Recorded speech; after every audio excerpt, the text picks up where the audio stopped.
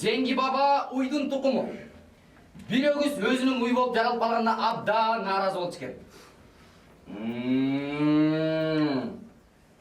Сасық мұрын уй дейді.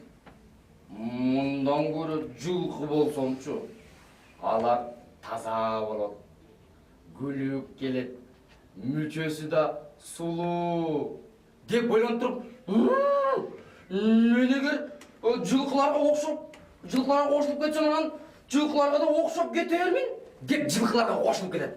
Жылқылар оттаса оттап, жуышаса жуышап жүре береді. Ойларды көрейін дегенде көзі жоқ.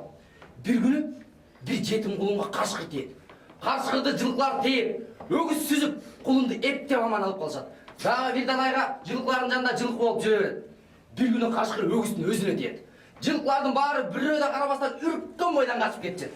Ылғита сазда оттап жүрген ойлар деп өңілдеп шұрқап келіп, өгіздің шайы оп қалған кезде қашқырды сүзіп өлтіріп өгізді аман алып қалышады. Ошонда өгіз өзіне текебетшілік қылып жаңылғанын сезген екен. Өз өлтірбейді, жат жалғабайды деген сөз ушундан уланып қалған.